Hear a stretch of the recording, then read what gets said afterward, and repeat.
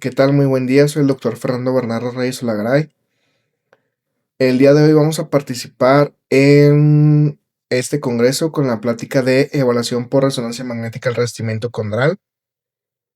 Un agradecimiento al comité organizador por la invitación, al doctor Francisco Avelar Garnica, la maestra Janet Tanus y al doctor Jorge Arellano Sotelo por las facilidades para poder compartirles las pláticas que tenemos preparadas para el día de hoy.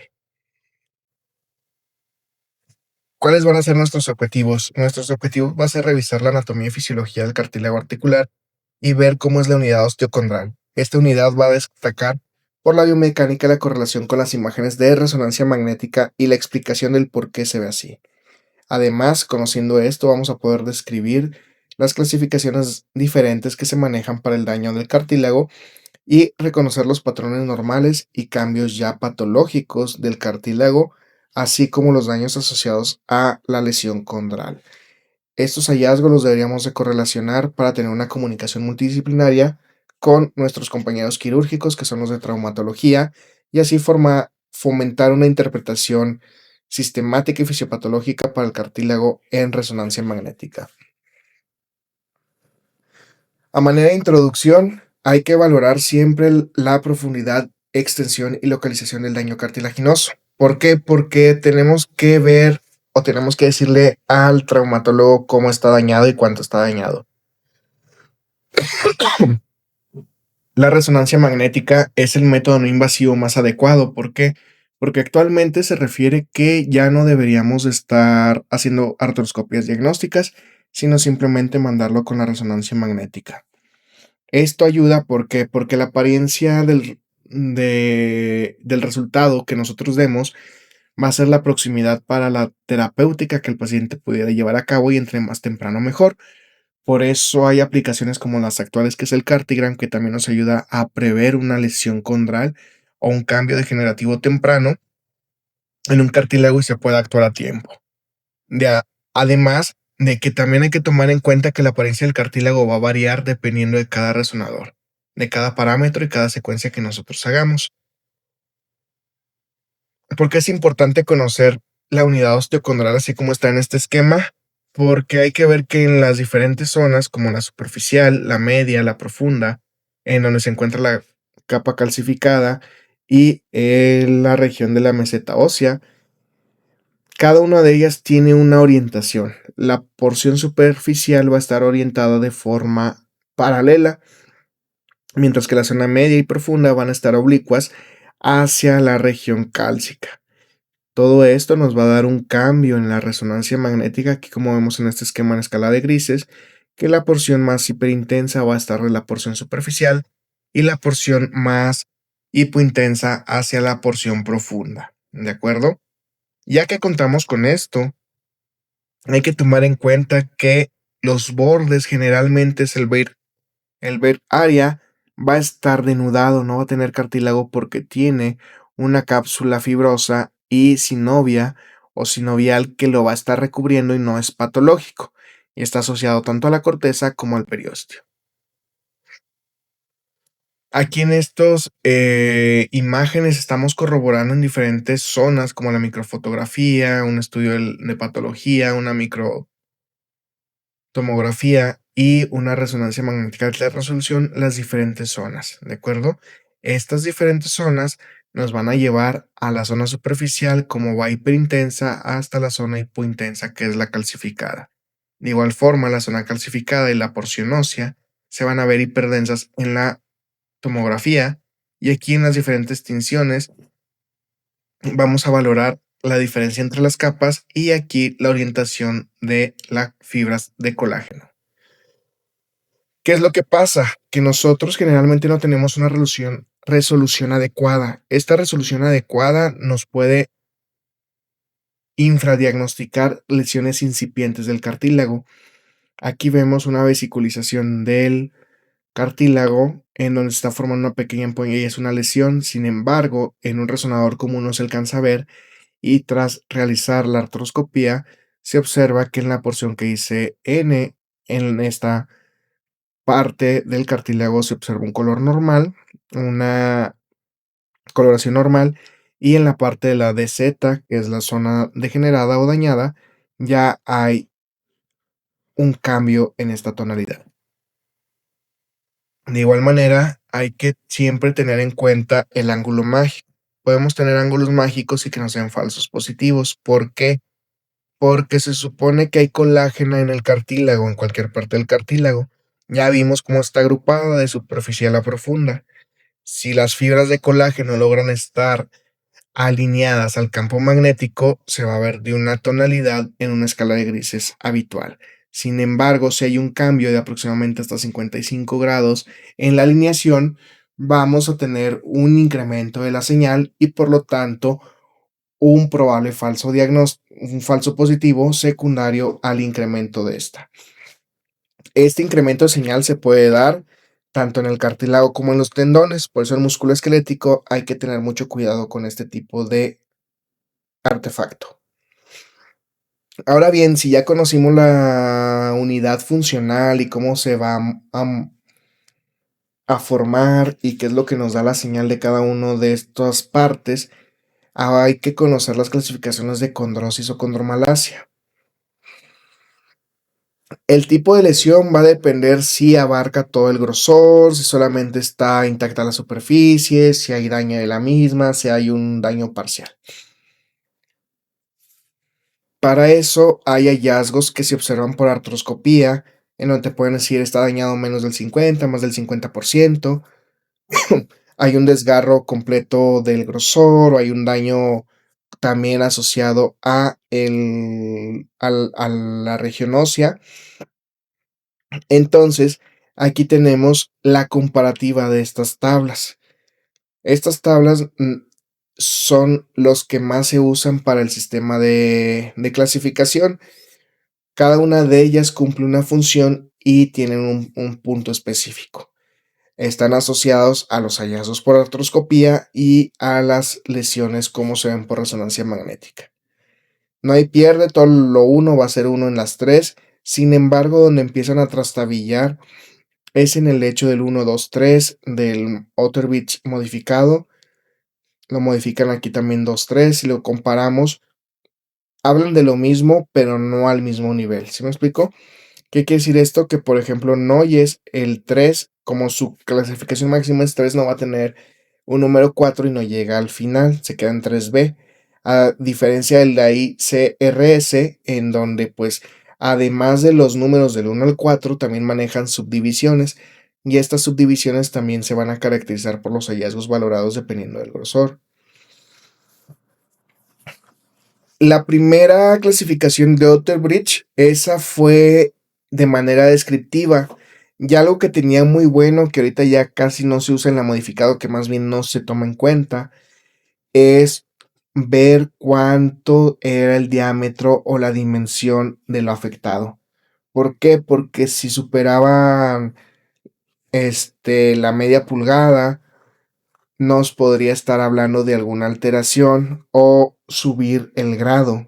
¿Por qué? Porque, por ejemplo, el grado 1, ellos hablaban así como de unos cambios iniciales en donde no había pérdida de espesor ni fisura visible y generalmente este daño era reversible. Sin embargo, ya cuando había una lesión superficial parcial que afectaba menos del 50%, como lo vemos aquí en lo que tratan de observar en la descripción, ya hay una lesión.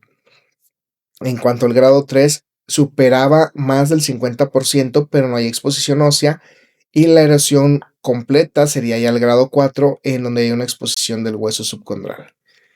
En cuanto a la Otterbridge modificada, ya no te habla de dimensiones ni de medidas, solamente es valorar de forma cualitativa la extensión de la fisura o de la lesión osteocondral, perdón, de la lesión condral.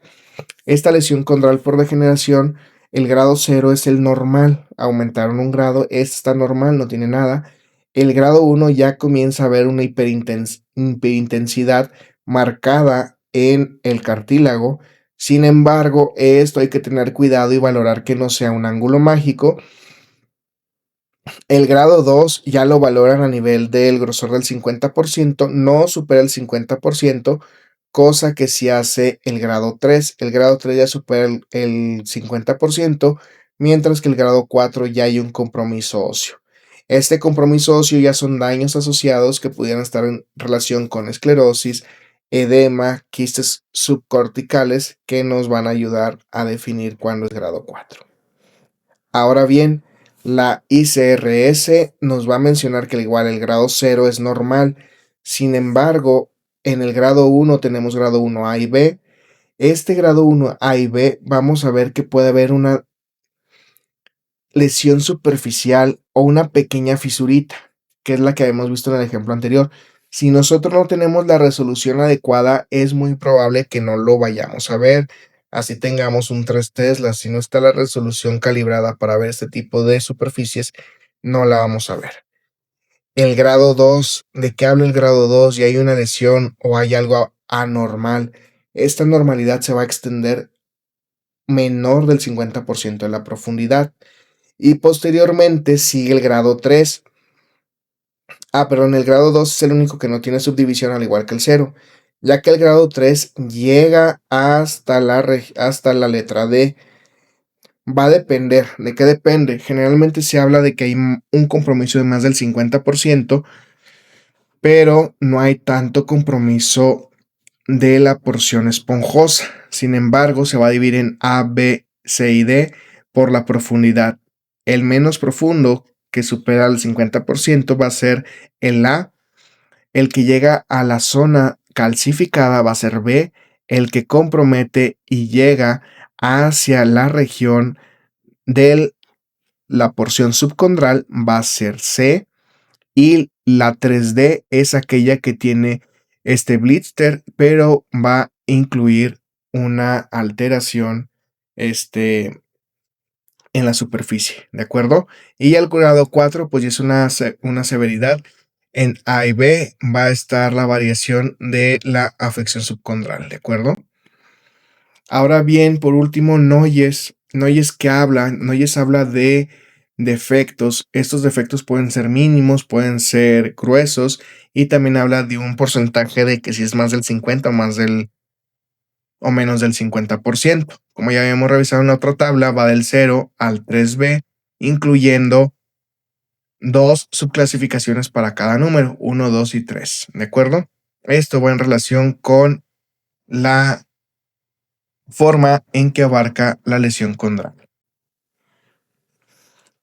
Así como les dije al principio, no todo es rodilla. Y yo sé que siempre que pensamos en lesión condral, lo primero es la rodilla, pero no. O sea, otras de las cuestiones que se nos pueden lesionar puede ser la cadera. En la cadera se puede usar esta clasificación que nos ayuda a valorar la osteoartritis, que es el grado de Tonis, y pues poco a poco se va a ir metiendo para poder tener una mejor valoración.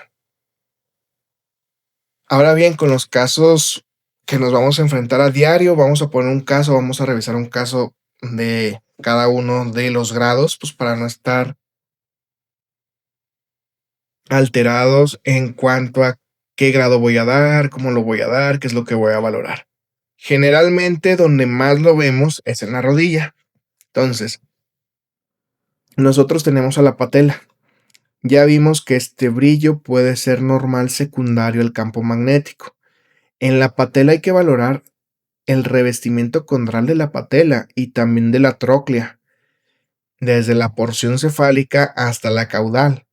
Y otra situación muy importante, los cóndilos en la región posterior también tienen cartílago y también se valora. Este quedaría como un grado 0 de Otterbridge. ¿Por qué? De la modificada, porque no tenemos ninguna alteración.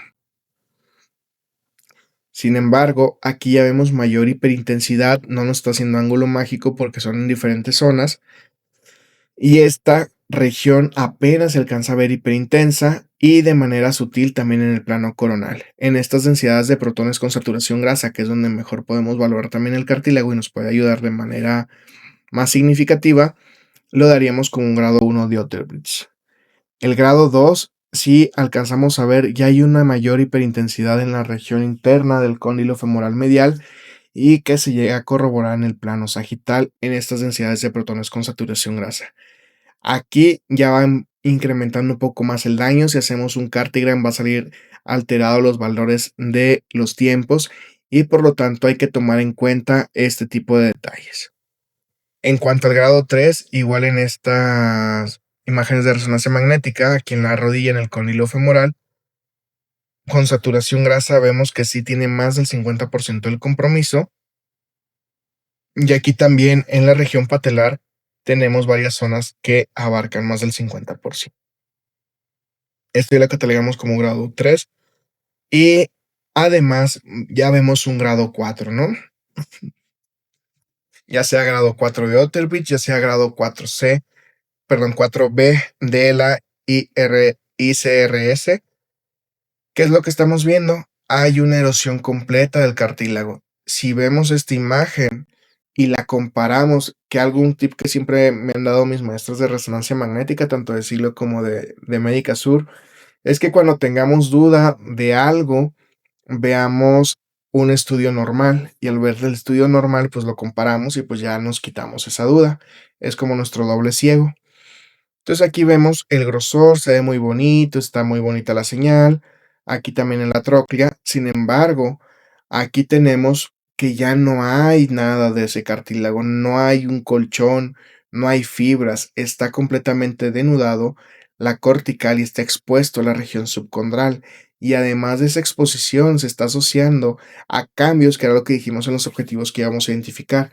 ¿Qué cambios hay? Cuando nosotros tenemos un estrés, lógicamente van a haber excrescencias óseas. Esas excrescencias óseas van a estar asociadas a una zona de carga. Por ejemplo, aquí tenemos una situación lateral, puede ser hiperpresión patelar lateral, y por lo tanto, ¿qué condiciona? Condiciona fricción. El revestimiento condral va a estar entre las articulaciones. Si las articulaciones friccionan, lo que se va a dañar es el hueso. Por eso hay todo este edema reactivo y hay formación de quistes subcondrales, porque ya hay un daño directamente a esta zona. Entonces, así es como vamos a valorar el cartílago y podemos clasificarlo en el fin que ya habíamos visto para poder tener todos el mismo idioma y lenguaje. Ahora bien, ya acabamos con esta parte como de la condrosis, o ya revisamos un caso de cada uno de ellos. ¿Qué otros casos importantes también tenemos que valorar y lo van a ver en su práctica diaria, ya sea que al momento que salgan ustedes de la residencia o al momento que se enfrenten a los primeros casos de resonancia magnética? La delaminación. La delaminación es cuando se observa como que está despegado el cartílago, por así explicarlo. Aquí se ve muy bonito en los diagramas, pero ¿cómo lo vamos a ver en la resonancia magnética? En la resonancia magnética vemos que hay líquido y vemos un pedacito de cartílago que se encuentra, entre comillas, flotando, y es cuando nosotros vamos a hablar de una delaminación. Aquí los casos más comunes y más propensos van a ser en rodilla, pero no quiere decir que no pase en cadera, en hombro o en otra región donde nosotros tengamos cartílago. Este es otro ejemplo de delaminación. Estamos en una resonancia magnética en plano axial con densidad de protones con pulsos de saturación grasa, en donde a nivel de la faceta lateral en el cartílago vemos una zona delaminada que se parece mucho a los esquemas que habíamos puesto al principio de introducción de esta sección. Ahora, ¿qué otra lesión podemos valorar aparte de lo que ya vimos de los cambios por condrosis, por delaminación? Las fisuras. Las fisuras van a depender, también las podemos clasificar dependiendo de cómo se extienden, si apenas llegan, si es más del 50%, si es menos del 50%, si contactan con la cortical o si ya hay cambios. Aquí vemos que hay cambios desde que se valora el T1 en plano coronal y ya en la densidad de protones con saturación grasa observamos cambios corticales asociados a la fisura vertical del cartílago condral. Además, pues hay cambios ahí inflamatorios intercondilios en relación con edema y un pequeño desgarro oblicuo de la región del menisco medial. Otra fisura. Aquí tenemos esta resonancia magnética en plano axial con ponderación en densidad de protones con saturación grasa. Los pulsos pues nos ayudan a suprimir todo lo hiperintenso de la grasa y valoramos de mejor manera el conjunto. Generalmente cuando hay un daño condral, este paciente puede desprenderse, sí, puede ser una fisura que está contactando la cortical. Esta cortical puede presentar daño y modificar el pronóstico también, pero además vemos esta proliferación sinovial, vemos líquido, vemos aquí un poco de edema. Hay que hacer un conjunto del diagnóstico, ¿no? A veces Esto pudiera estar en relación con la fricción, si hay un cuerpo libre, si hay una alteración que además nos haga pensar en otra cosa. Otro de los detalles es valorar la región, ¿no? O sea, qué tanto se extiende el defecto. Aquí tenemos un defecto osteocondral en donde probablemente tengamos un cuerpo libre. Aquí además tenemos bursitis laminar prepatelar, acentuado edema del tejido blando prepatelar y tenemos la diferencia, ¿no? Tenemos un DP con saturación grasa. Aquí vemos además que tenemos del defecto condral, tenemos fisura y aparente delaminación. ¿A qué está asociado? Está asociado a todo este líquido que se observa heterogéneo. Este líquido heterogéneo también está asociado a repliegues sinoviales gruesos o plicas, ¿sale? ¿Qué vamos a valorar también en el cartílago? Generalmente, como es una articulación, vamos a tener una situación en espejo. Hay que ver que la zona en espejo no esté dañada. Aquí está levemente hiperintensa, todavía entraría como en un grado de condrosis grado 1, secundario a la hiperintensidad que se llega a observar, ¿de acuerdo? Algo que se debe de proponer es esto, medirlo, o sea, tener una medición de la longitud del defecto para poder ayudar a un pronóstico y que el personal de traumatología y el médico tratante también pudiera tener cómo lo va a valorar. Ahorita no vamos a entrar en eso, el tema era más así como generalizado, pero hay que recordar que ya enfocados en rodilla, y ese se puede dar una clase completa, está el MOCART, que cuando hay este tipo de efectos y se van a reparar, se realizan ciertos puntajes para poder saber si ese nuevo revestimiento condral, que generalmente es algo injerto, está funcionando o no. Ahora bien, existe la lesión osteocondral, como ya habíamos visto. ¿Qué es esto? Sin embargo, también para el cartílago se maneja de manera diferente. ¿Por qué? Porque para el astrágalo está la clasificación de Brendan Hardy. Esta clasificación va del 1 al 4 con una subdivisión en 2A y 2B. Esta va desde una compresión o que le llaman una pequeña fractura por compresión subcondral. Hay una parcial avulsión en el 2A, pero la única varianza es de que en el 2B hay un quiste subcondral, mientras que en el 3 y en el 4 se va separando, ¿no? El 3 ya hay una separación completa del fragmento y en el 4 va a haber ya un desplazamiento más evidente. Entonces vamos a decir, pues entonces a nosotros qué, si estamos viendo cartílago y estamos metiendo hueso. Sí, ¿por qué? Porque por eso era la introducción. Hay que ver toda la unidad osteocondral de manera unitaria. ¿Por qué? Porque como ya hemos comentado, aquí en este caso que tenemos, en esta densidad de protones, observamos lesión osteocondral, ¿no? Tanto de la tibia como del astrágalo. ¿Qué está pasando? Que está comprometido el cartílago. Todo lo que vemos aquí en señal intermedia es cartílago. Aquí cambia, aquí igual cambia, aquí igual cambia. Tenemos datos de que hay un compromiso condral, además de la parte ósea. Entonces, este es el punto importante del por qué lo estamos tocando aquí y también para tomarlo en cuenta. Para tomarlo en cuenta también hay que considerar que hay áreas y se tienen que hacer mapeos para poder referirlo. Generalmente las zonas que se llegan a usar en el astrágalo son las zonas de racking. Entonces, ¿hay más cartílago o solamente lo valoramos en la rodilla y una que otra vez en el tobillo? Pues no. Si hay más cartílago, como ya lo habíamos visto, hay clasificaciones como la de Tones que también maneja la clasificación de osteoartritis, de cuánto es tan severo el revestimiento condral, cómo está afectado, y lo vamos a ver de esta forma. Aquí apenas vemos cómo está cambiando el revestimiento condral. Y tenemos daño aquí a nivel acetabular, hay daño a nivel del labrum, tenemos acentuado de menos ligamentos. Sin embargo, la prioridad que nosotros estamos dando es valorar el cartílago. Aquí tenemos el cartílago, se ve irregular, se ve hiperintenso y le podemos dar un grado 2 o 3. Esto va a estar también, lógicamente, que veamos todo el video, que veamos toda la secuencia y ver qué tanto es la lesión o qué tanto está comprometido. Aquí en cadera también se tiene que hacer de una forma específica. Algo que se propone, así como se está comentando, el dar las referencias de las medidas. hay que dar también las referencias de las porciones en donde se encuentra la lesión, ya sea en la región central de un cóndilo femoral, ya sea en la región superior de una cabeza femoral o del acetábulo. Hay que ser un poco más específicos para poder guiarnos y hacer una adecuada descripción. Igual, en algo más avanzado de una osteoartritis o de una osteocondrosis severa, aquí ya vemos por completo denudado todo el cartílago, no hay grosor, no hay nada valorable. Sin embargo, ya está habiendo una fricción entre estos dos huesos y por lo tanto está generando zonas de edema óseo, quistes subcorticales, similar a lo que ya hemos visto en rodilla. Aquí de manera incipiente también en la zona contralateral de esta cadera, en este STIR, estamos viendo ese tipo de alteración.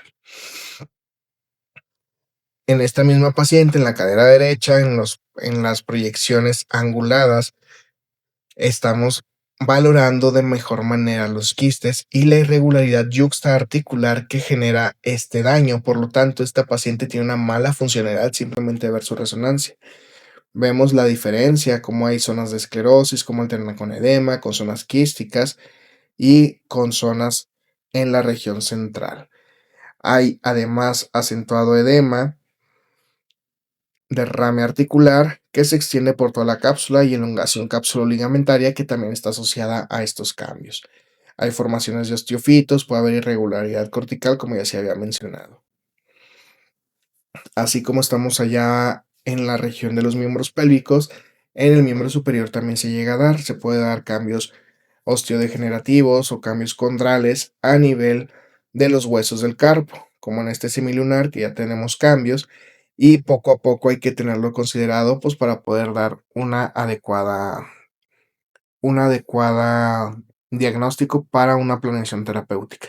Aquí otra vez el mismo caso, en donde pues vemos la alteración del cartílago, sobre todo en la cara medial.